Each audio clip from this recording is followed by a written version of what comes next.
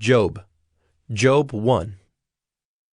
There was a man in the land of Uz, whose name was Job, and that man was blameless and upright, one who feared God and turned away from evil. There were born to him 7 sons and 3 daughters. He possessed 7,000 sheep, 3,000 camels, 500 yoke of oxen, and 500 female donkeys, and very many servants, so that this man was the greatest of all the people of the East. His sons used to go and hold a feast in the house of each one on his day, and they would send and invite their 3 sisters to eat and drink with them. And when the days of the feast had run their course, Job would send and consecrate them, and he would rise early in the morning and offer burnt offerings according to the number of them all. For Job said, "It may be that my children have sinned, and cursed God in their hearts." Thus Job did continually. Now there was a day when the sons of God came to present themselves before the Lord, and Satan also came among them. The Lord said to Satan, "From where have you come?" Satan answered the Lord and said, "From going to and fro on the earth, and from walking up and down on it." And the Lord said to Satan, "Have you considered my servant Job, that there is none like him on the earth? A blameless and upright man, who fears God and turns away from evil." Then Satan answered the Lord and said, "Does Job fear God for no reason? Have you not put a hedge around him and his house and all that he has on every side? You have blessed the work of his hands, and his possessions have increased in the land. But stretch out your hand and touch all that he has, and he will curse you to your face." And the Lord said to Satan, "Behold, all that he has is in your hand. Only against him do not stretch out your hand." So Satan went out from the presence of the Lord. Now there was a day when his sons and daughters were eating and drinking wine in their oldest brother's house. And there came a messenger to Job and said, "The oxen were plowing, and the donkeys feeding beside them, and the Sabaeans fell upon them, and took them, and struck down the servants with the edge of the sword, and I alone have escaped to tell you." While he was yet speaking, there came another and said, "The fire of God fell from heaven and burned up the sheep and the servants and consumed them, and I alone have escaped to tell you." While he was yet speaking, there came another and said, "The Chaldeans formed 3 groups and made a raid on the camels and took them and struck down the servants with the edge of the sword, and I alone have escaped to tell you." While he was yet speaking, there came another and said, "Your sons and daughters were eating and drinking wine in their oldest brother's house, and behold, a great wind came across the wilderness and struck the 4 corners of the house, and it fell upon the young people, and they are dead, and I alone have escaped to tell you." Then Job arose and tore his robe and shaved his head and fell on the ground and worshipped. And he said, "Naked I came from my mother's womb, and naked shall I return. The Lord gave, and the Lord has taken away. Blessed be the name of the Lord." In all this, Job did not sin or charge God with wrong. Job 2. Again, there was a day when the sons of God came to present themselves before the Lord, and Satan also came among them to present himself before the Lord.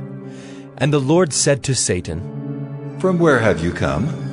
Satan answered the Lord and said, "From going to and fro on the earth, and from walking up and down on it."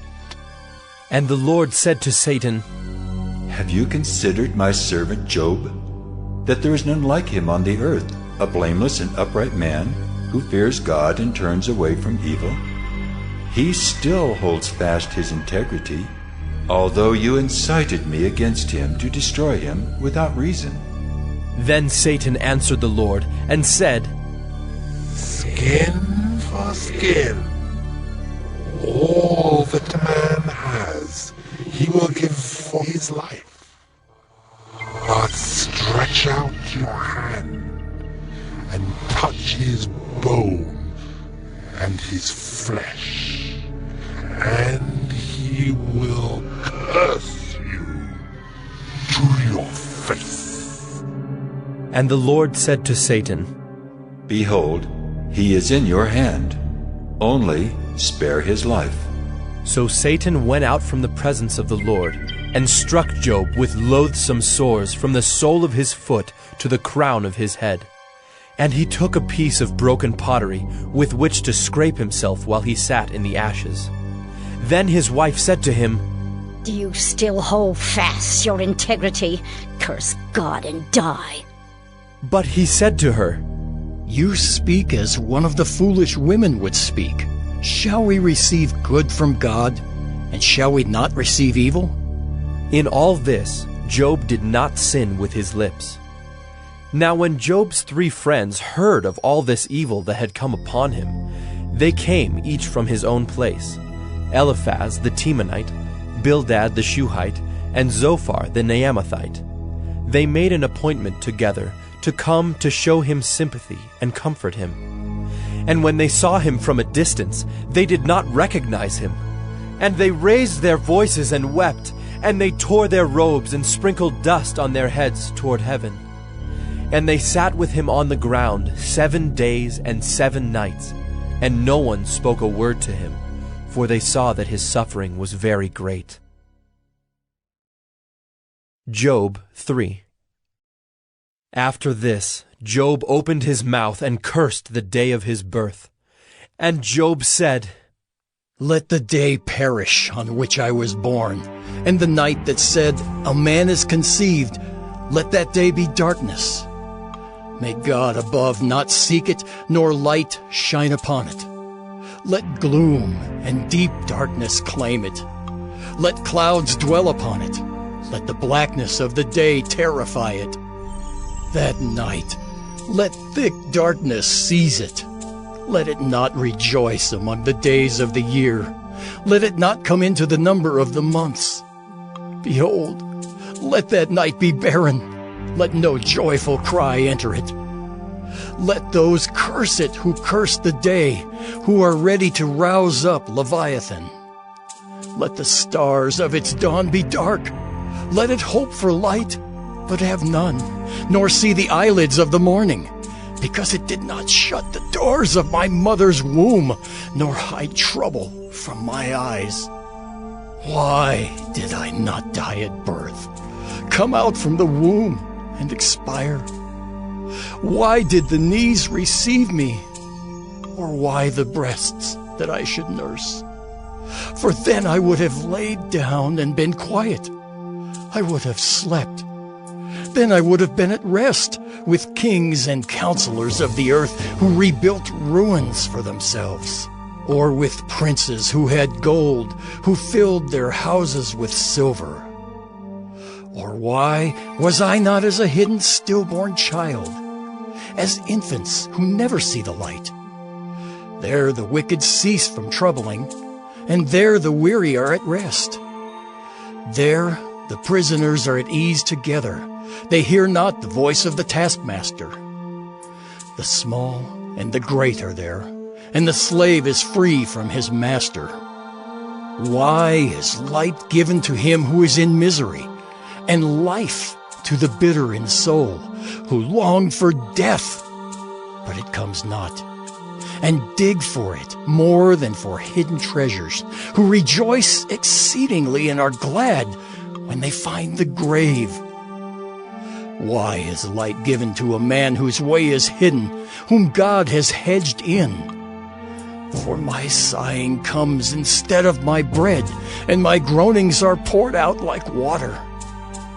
For the thing that I fear comes upon me, and what I dread befalls me. I am not at ease, nor am I quiet. I have no rest, but trouble comes. Job 4. Then Eliphaz the Temanite answered and said, If one ventures a word with you, will you be impatient? Yet who can keep from speaking? Behold, you have instructed many, and you have strengthened the weak hands. Your words have upheld him who was stumbling, and you have made firm the feeble knees. But now it has come to you, and you are impatient. It touches you, and you are dismayed. Is not your fear of God your confidence, and the integrity of your ways your hope? Remember, who that was innocent ever perished? Or where were the upright cut off? As I have seen, those who plow iniquity and sow trouble reap the same. By the breath of God they perish, and by the blast of his anger they are consumed. The roar of the lion, the voice of the fierce lion, the teeth of the young lions are broken. The strong lion perishes for lack of prey, and the cubs of the lioness are scattered. Now a word was brought to me stealthily. My ear received the whisper of it, amid thoughts from visions of the night. When deep sleep falls on men, dread came upon me, and trembling which made all my bones shake. A spirit glided past my face. The hair of my flesh stood up. It stood still, but I could not discern its appearance. A form was before my eyes. There was silence. Then I heard a voice. Can mortal man be in the right before God? Can a man be pure before his Maker? Even in his servants he puts no trust, and his angels he charges with error. How much more those who dwell in houses of clay, whose foundation is in the dust, who are crushed like the moth. Between morning and evening they are beaten to pieces. They perish forever without anyone regarding it. Is not their tent cord plucked up within them? Do they not die, and that without wisdom? Job 5. Call now. Is there anyone who will answer you? To which of the holy ones will you turn? Surely vexation kills the fool, and jealousy slays the simple. I have seen the fool taking root, but suddenly I cursed his dwelling. His children are far from safety. They are crushed in the gate, and there is no one to deliver them. The hungry eat his harvest, and he takes it even out of thorns, and the thirsty pant after his wealth. For affliction does not come from the dust, nor does trouble sprout from the ground, but man is born to trouble as the sparks fly upward. As for me, I would seek God, and to God would I commit my cause, who does great things and unsearchable, marvelous things without number. He gives rain on the earth and sends waters on the fields. He sets on high those who are lowly, and those who mourn are lifted to safety. He frustrates the devices of the crafty so that their hands achieve no success. He catches the wise in their own craftiness, and the schemes of the wily are brought to a quick end. They meet with darkness in the daytime and grope at noonday as in the night. But he saves the needy from the sword of their mouth and from the hand of the mighty, so the poor have hope, and injustice shuts her mouth. Behold, blessed is the one whom God reproves. Therefore despise not the discipline of the Almighty. For he wounds, but he binds up. He shatters, but his hands heal. He will deliver you from 6 troubles. In 7, no evil shall touch you.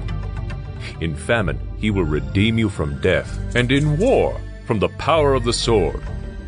You shall be hidden from the lash of the tongue, and shall not fear destruction when it comes. At destruction and famine you shall laugh, and shall not fear the beasts of the earth.